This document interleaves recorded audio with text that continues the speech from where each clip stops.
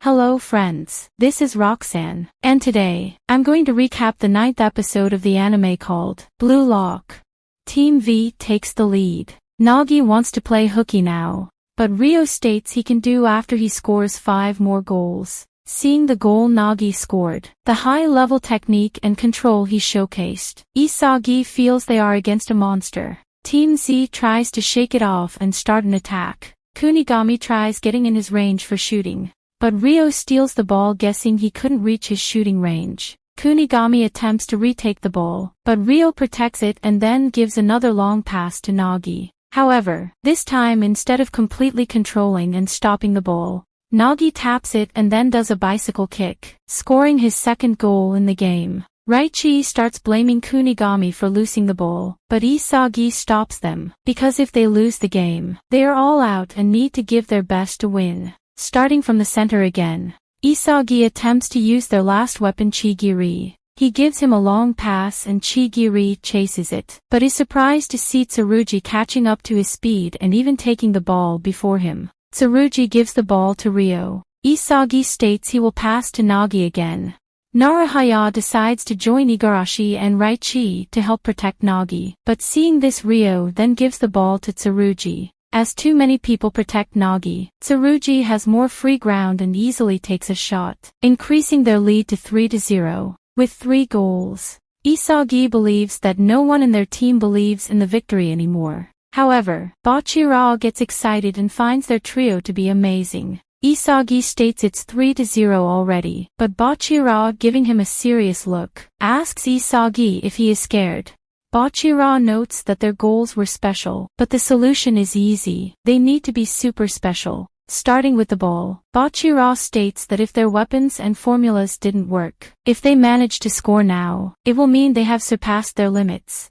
The monster inside Bachira tells him that when they are in a desperate situation, they should be excited and not scared. Bachira faces Ryo and uses ultra-fast step-overs, followed by a roulette spin to bypass Ryo. Tsurugi immediately catches to Bachira, who then does a lob, lifting the ball in the air. As he catches it again with his leg, he changes its trajectory to the right, but quickly changes it again to the left, doing an air elastico, surprising Tsurugi with the feint and passing him too. Bachira then faces 3 more people from Team V, noting that if he can't pass them, he isn't on the level of being the best striker. Isagi is surprised to see how happy Bachira looks, but notes that he is right and he should enjoy the game if it's going to be his last serious game in his career.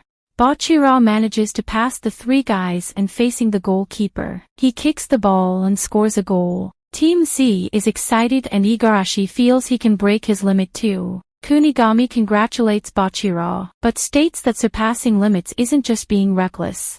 In Bachira's case, the goal was born due to his weapon dribbling. He explains that the limit means their formula, which in this game doesn't work, so they need to find new ones in order to score. Bachira confirms, stating that he tried all this because he was inspired. Kunigami states they need to try new things in this game and evolve, or they will lose. As the game continues, Isagi tells Raichi to cover Ryo as with his physique, they can pincer him. Isagi then tells Chigiri and Gagamaru to cover the space that opens up.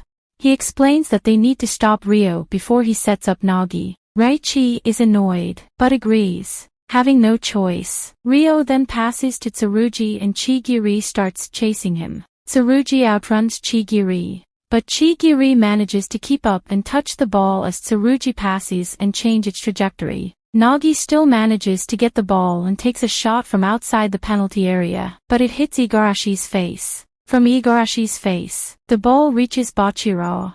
Ryo faces him, stating he won't pass him again. Bachira confirms it, but states he isn't alone now. Bachira then passes to Kunigami, who attempts to get into his 28-meter range. As people start pressuring him, he starts wondering what to do as he usually doesn't score from outside the 28 meters. Isagi yells at him to not be scared and go for it. Kunigami manages to free himself and noting that he needs to evolve, he goes for a full-power technical shot.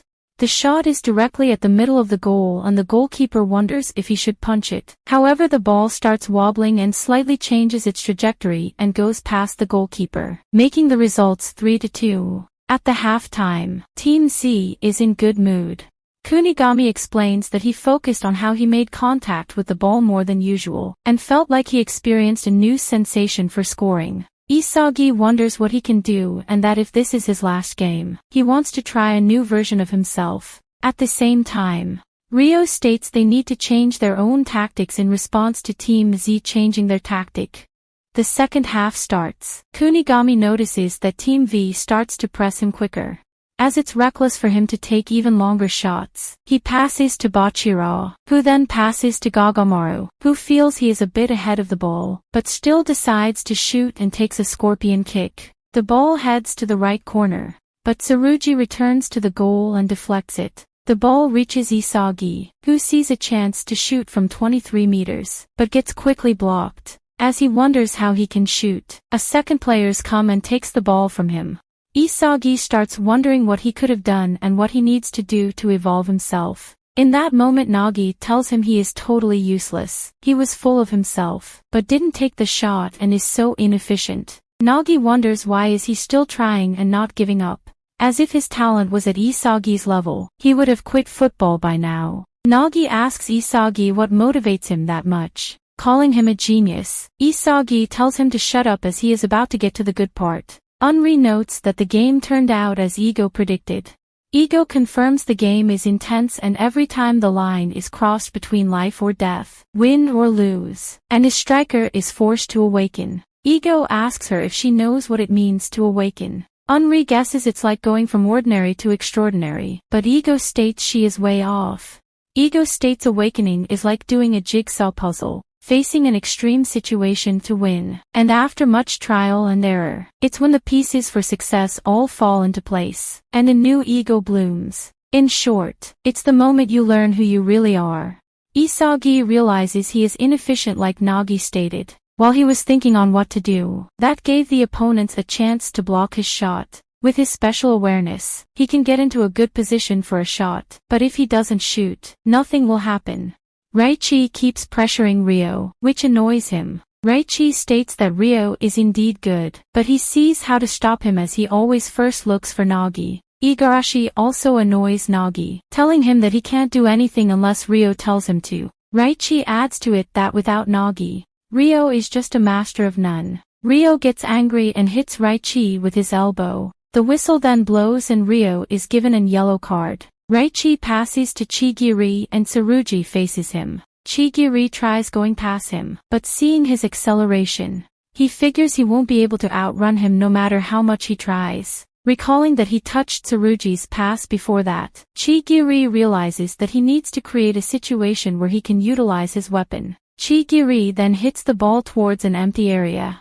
Tsurugi states that there is no one there, but Chigiri tells him he is passing to himself. Tsurugi then immediately catches up to Chigiri, noting that he is faster. Chigiri confirms it, but adds it's only initially.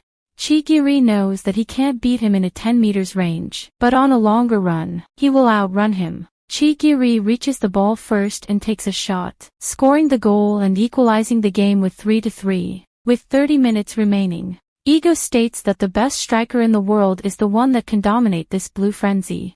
And this brings the anime to an end. Comment for part 10. Don't forget to like and subscribe if you enjoyed, and turn on the notification bell so you never miss out on another video. Until next time, take care.